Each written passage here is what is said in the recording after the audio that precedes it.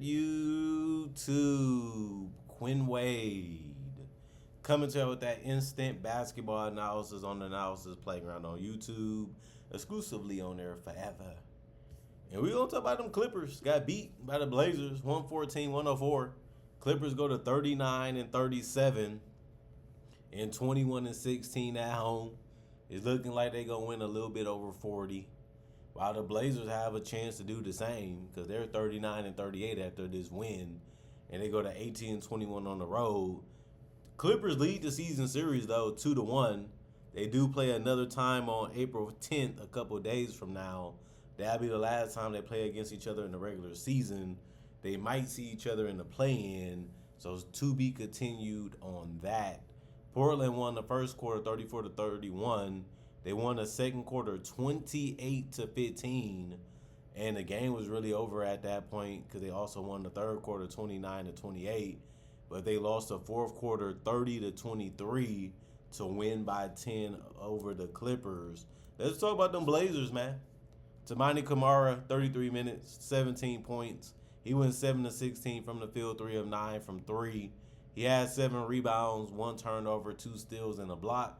He also had 4 offensive rebounds, 3 personal fouls, and finished as a -5. And plus minus, just a really good offensive game from him. Was always scoring near the basket or at the three-point line. And he also did a good job of getting some rebounds and playing some defense, which he's known for. Denny Avdia was driving to that basket without hesitation. Good handles, good awareness, and good finishing from him. He went 8 of 15 from the field, 1 of 4 from 3, and 11 of 12 from the free throw line. You know that's what he wants to do. You know that's what he's going to try to do every single time that he can. But it's hard to stop it, and most people can't. And that's why he shot well from the free throw line, and he shot over 50% from the field. He did get a double-double because he got 11 rebounds. He also got 8 assists. That comes with breaking down the defense, and it comes with getting rid of the ball early if you see somebody open. He had 2 turnovers, 2 offensive rebounds, 2 personal fouls, and he finished as a +8 and +. Donovan Clingan, 29 minutes. He was the only starter to not score in double figures in the starting lineup because he finished with 4 points. He went 2 of 5 from the field. He went 0 of 2 from 3. He did get 4 rebounds. That's low for him and what he's been doing lately because he's been a double-double. He had 1 assist, 2 turnovers, and still in the block. He also had 2 offensive rebounds and 3 personal fouls and finished as a -12 and +. You just expect him to be able to perform at a higher level because that's what you've been seeing from him. And this was probably more of a matchup thing than it was him just not playing hard. But it can be that way. Every team poses their own problems. And then Drew Holiday, he snapped in this game. He went and got 30. He was hitting threes like crazy in this game, whether it was a pull-up 3, a step-back 3.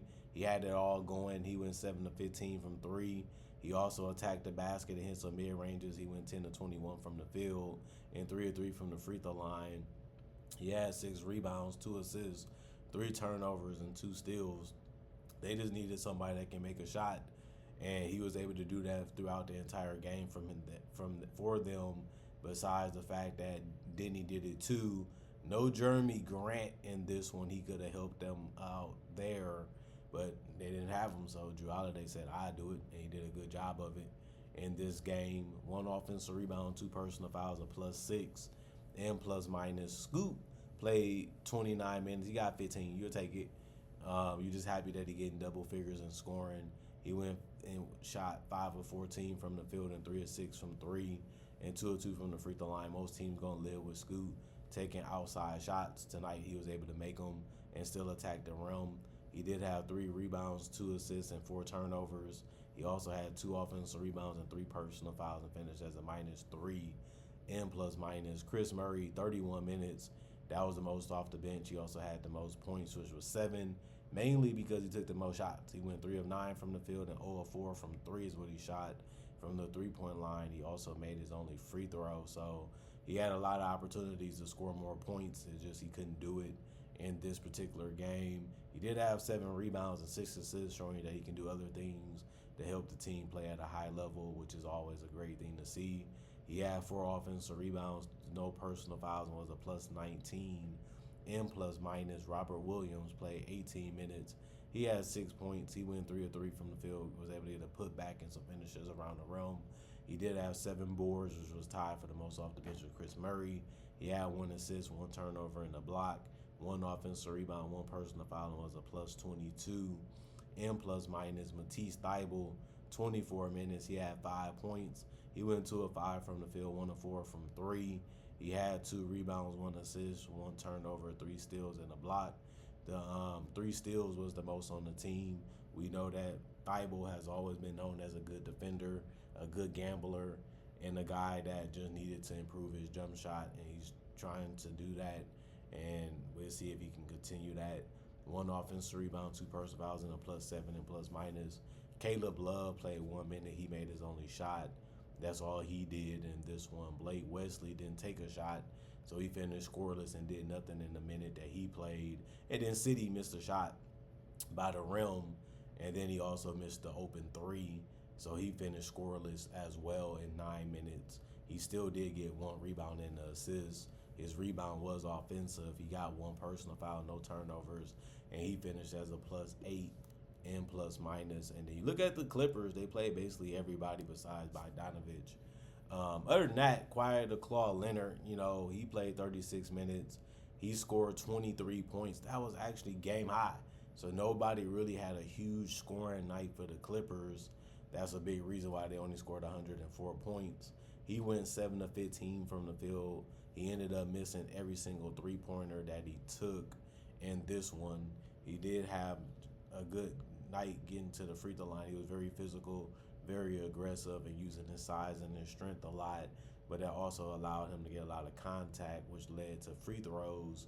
And then he went 9 of 10 from the free throw line. He had 8 rebounds. That was the most on the team, which is a low amount, but it was all that they could get in this one, or lower. And then 3 assists, 3 turnovers, is still in the block.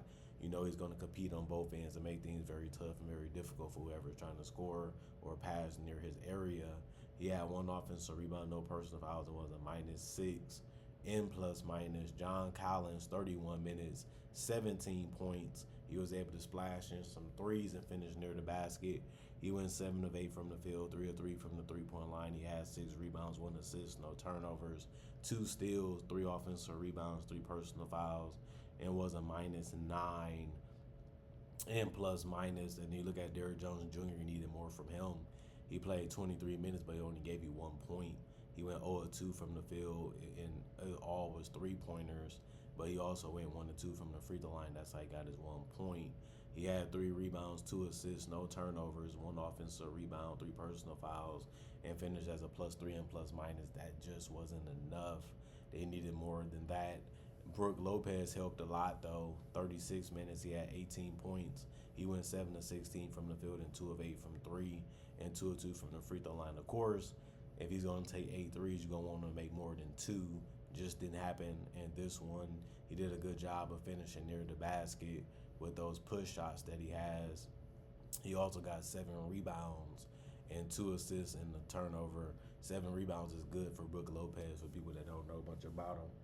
He's a 7-footer, but that's as good as it's going to get. Or, he's going to do a good job of trying to box out and help another teammate get a rebound. But he did get 3 blocks, and that was really good from him. He's getting better at protecting the rim again, and with that type of size and that ability to take up a lot of the court, he should be able to still be able to block something out there, because sometimes NBA players try too hard, and that's how you get a block on them. 3 offensive rebounds, 3 personal fouls, and a -11 for Brook Lopez. Darius Garland got 20 again. He played 37 minutes. He ended up going 7 of 17 from the field, 3 of 8 from 3, and 3 of 3 from the free throw line. He's just a burst of energy. He's going to come in and try to make things happen. He's going to try to make things tough for the defenders, and he's going to get his own shot from time to time, and that's all he needs to do. And if he's not doing that, he should focus on setting up his teammates, which he does. He does a good job of balancing them both out. He had 2 rebounds and 4 assists. He did get 5 turnovers. They got some handsy defenders over there in Portland, so it ended up working out for them tonight against Darius Garland. He did get his own fair share of steals. He finished with 2, and he also got a block. And then he had 4 personal fouls and was a -7 and plus minus. He's tiny, so teams going to go at him and try to get an easy bucket because they have a lot of good defenders. Nicholas Batum, he didn't even attempt a shot in 6 minutes. He just finished as a -2 and plus minus, and that's all he did. Chris Dunn played 20 minutes. He had 3 points. He went 1 of 2 from the field, 1 of 2 from the free throw line to get it. He did have 2 rebounds, 2 assists, 1 steal in the block. You knew he was going to bring it defensively. You knew he was going to try to knock down some shots. He didn't take many though, and he had no personal foul. It was a -12 and plus minus. Jordan Miller played 25 minutes. He had 16 points. He went 6 of 8 from the field, 2 of 3 from the three-point line, 2 of 4 from the free throw line. He did a good job of scoring the basketball and being at the right spots at the right time, and was able to get good looks because of that. He had 2 rebounds and 3 assists. The 3 assists was the most off the bench. He had no turnovers in the steal, no personal fouls, and was a +3 and plus minus. Benedict, obviously he's a big part of what they do, but he only took 7 shots, which isn't that much. And he went 2 of 7 from the field. He made 2 layups. He also missed his only 3, so he scored 4 points because of that. He did have 2 turnovers, 2 personal fouls. It was a -18 and plus minus. And then Ty Washington played 1 minute. He only had 1 assist and no turnovers, no personal fouls, and was a +3 and plus minus. Kobe Sanders played 1 minute. He ended up getting 2 points. He did get an assist and 2 turnovers and a steal. No personal fouls. It was a +3 and plus minus. And Cam Christie, he ended up playing a minute. He only finished as a +3 and plus minus, and that's all he did. And then you look at the Clippers. They took significantly less shots than the Blazers. The Blazers took 91 field goals. They made it at 45%, while the Clippers took 76. They made theirs at 50%. Both teams shot 33% from 3. It's just the Blazers took 45 threes while the Clippers took 30. And then the Clippers took 23 free throws and shot 78%. The Blazers took 18 free throws and they shot to 94%. And then 30 rebounds for the Clippers, 48 for the Blazers. That's an 18 rebound difference. That's a big way to lose a game, especially if it's close. 19 assists for the Clippers, 22 for the Blazers. Both teams had 14 turnovers. Both teams had 8 steals. But the Clippers had 9 blocks while the Blazers only had 4. 8 offensive rebounds for the Clippers, 18 for the Blazers. And then 22 defensive rebounds for the Clippers, 30 for the Blazers. 15 personal fouls for the Clippers, 17 for the Blazers. And then you look at this game and you say, man, the Clippers really couldn't get it going. You know, they tried to stay with the Blazers, but the Blazers just was able to defend them better and score better than them when it mattered the most in this game. And those things add up. It added up enough for them to have a double-figure lead, and then they was able to close out the game by double figures because of the game plan and the execution by the players and the coaching staff ended up working against this Clipper team, and they was able to beat them. Now, they play against them again in a couple of days. We'll see if they can beat them again.